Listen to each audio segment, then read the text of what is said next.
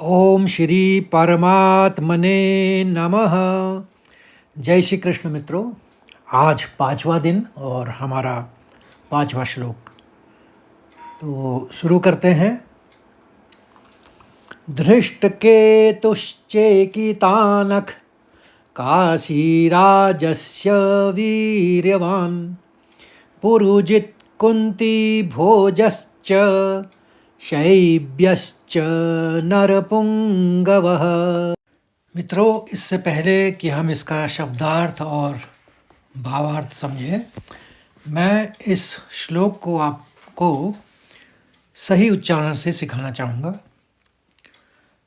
ताकि आप इसका सही सही उच्चारण कर सकें। तो पहले चरण को देखिए।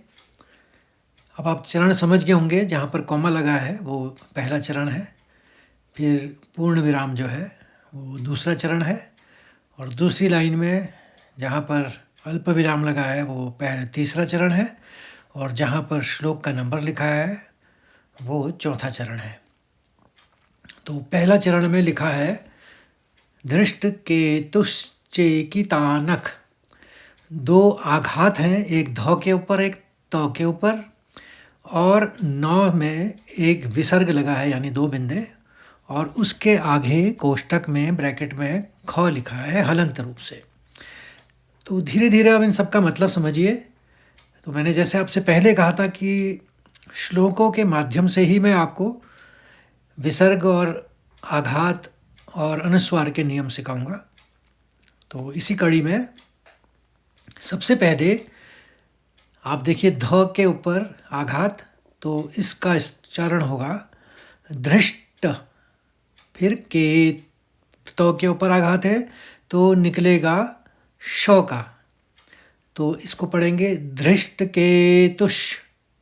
फिर चौ पूरा है, जो नीचे वाला शब्द होता है वो पूर्ण शब्द होता है, और जो ऊपर वाला शब्द होता है वो आधा शब्द होता है। तो आधे शब्द के लिए यहाँ पर आघात है, इसको हम पढ़ेंगे धृष्ट केतुष। फिर नया शब्द चेकितानख।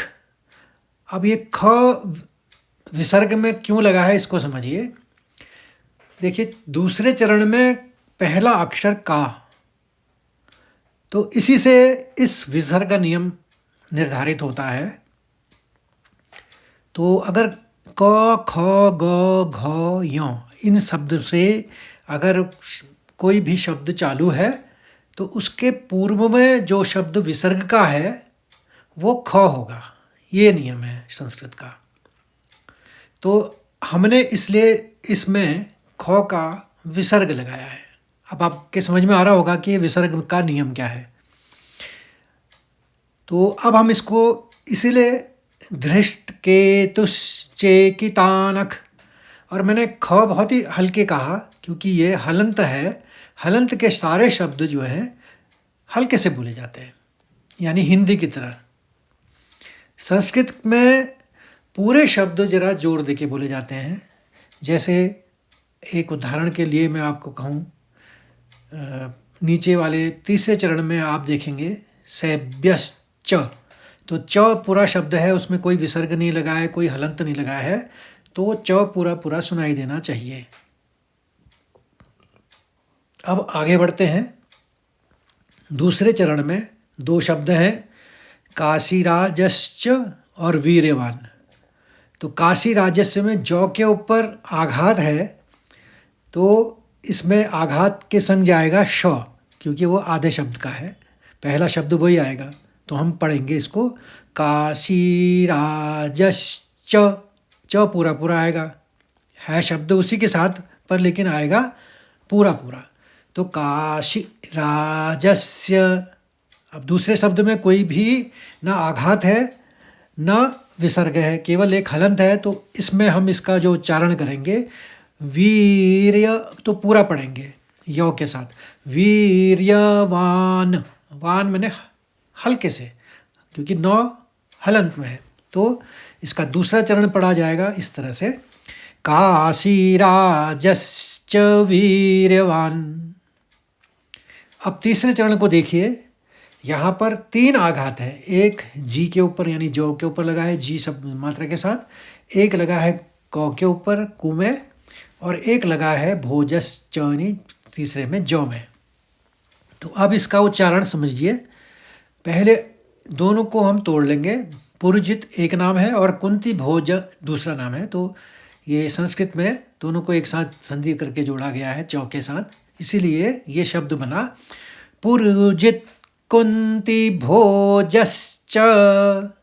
इस तरह से ये तीसरा चरण उच्चारित होगा। अब चौथे चरण में 2 शब्द हैं जिसमें शौ के ऊपर एक आघात है और यौ के ऊपर दूसरा, और दूसरे शब्द में नर पुंगव यानी पौ के ऊपर दूसरा आघात है। तो इसको भी समझिए कि इसके आघात कैसे आप यूज़ में लाएंगे। तो पहले शब्द को देखिए चौथे चरण के। इसमें शौ में ऐ की मात्रा लगी है तो शई बोला जाएगा। अब आघात कैसे यूज़ होगा? आघात ऐसे यूज़ होगा कि शई के आगे वाले शब्द में ब है, ब्य, तो ब्य तो पूरा पूरा आएगा, लेकिन उसका जो आधा ब है वो आघात हो जाएगा। तो हम इसको पढ़ेंगे शैब, एकदम उसे एक ही स्वर में निकालेंगे। पहले शैब, फिर ब्यश्च, दूसरे आघात के लिए श आ जाएगा और चौ पूरा पूरा। तो इस शब्द को पढ़ा जाएगा शैब्यश्च। और आखिरी शब्द चौथे चरण का दूसरा शब्द यानी नर पुंगवः। इसमें व में विसर्ग भी है और विराम भी है।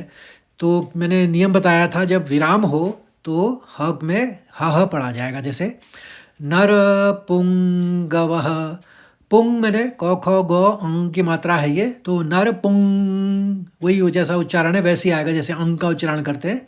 तो नर पुंग, ग पूरा होगा और व के संग ह, तो नर पुंगवः।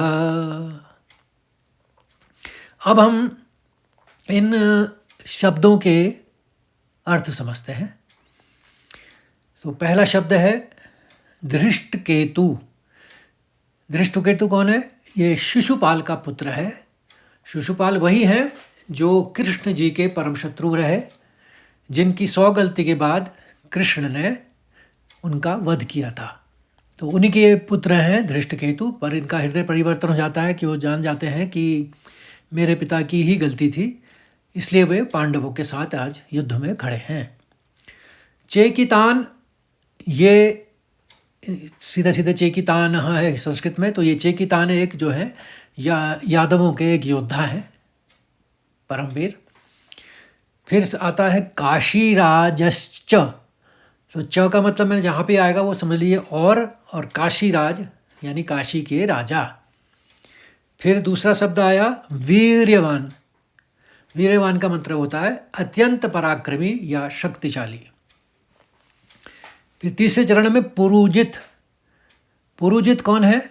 यह है कुंती के भाई। और कुंती भोजश्च, ये और कुंती भोज। ये कुंती भोज कौन है? यह है कुंती के पिता, जिन्होंने उनको पाला था। तो इस तरह से पुरुजित कौन हुए? पांडवों के मामा हुए और वो उनके पितामह हुए, इसलिए वो भी पांडवों की सेना में है। शैब्यश्च, च मैंने और शैब्य, ये भी एक योद्धा हैं और ये युधिष्ठिर के ससुर होते हैं। अब आपको ताज्जुब होगा कि ये ससुर तो द्रुपद होने चाहिए, लेकिन एक शादी और हुई थी युधिष्ठिर की, तो उन्हीं की वधू के पिता थे। मतलब उन्हीं जो युधिष्ठिर की दूसरी वधू थी उनके ये पिता थे शैब्य। और नरपुंगवः मैंने मनुष्यों में श्रेष्ठ।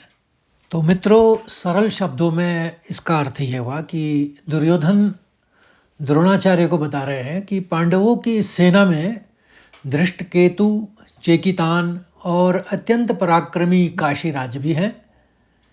साथ ही पुरुजित, कुंती भोज और मनुष्यों में श्रेष्ठ शैब्य जैसे वीर भी मौजूद हैं। अब इसका भावार्थ समझते हैं। दुर्योधन अपनी सूची को जारी रखते हुए द्रोणाचार्य को उन योद्धाओं के बारे में बता रहा है जो पांडवों के पक्ष में युद्ध करने आए हैं। तो सबसे पहले तो वो राजनीतिक गठबंधन बताना चाह रहा है कि ये सभी राजा और योद्धा न केवल शक्तिशाली थे, बल्कि पांडवों के रिश्तेदार या गहरे मित्र भी थे। उदाहरण के लिए कुंती भोज उनके पितामह हैं और पुरुजित उनके मामा थे। काशी राज्य की शक्ति, इससे के राजा जो हैं वीर्यवान यानी अति शक्तिशाली कहा गया है इसलिए उनको, और उनकी जो ये शक्तिशाली वर्ड यूज़ किया गया है ये उनकी युद्ध की कुशलता को दर्शाता है। नरपुंगव ये शैव्य के लिए प्रयोग किया गया है, जिसका अर्थ है पुरुषों में श्रेष्ठ या पुरुष रूपी बैल, जो उनकी अडिग शक्ति का प्रतीक है। तो मित्रों, अगर आपको ये मेरी बातें अच्छी लग रही होंगी और आपके समझ में आ रहा होगा, कृपया करके अपना मत ज़रूर दीजिए, कमेंट लिखिए और मुझे इस यात्रा को आगे बढ़ाने के लिए अपने विचार दीजिए, ताकि मैं सुगमतापूर्वक इस यात्रा को आगे बढ़ा सकूं। और इस बेल आइकन को ज़रूर दबाइए ताकि आपको अगला श्लोक मिल जाए टाइम से, और अपने मित्रों में भी इसका प्रचार करिए ताकि वो भी कुछ नया सीखें और हाँ, एक सनातन धर्म की ओर बढ़ें और अच्छे सनातनी बने।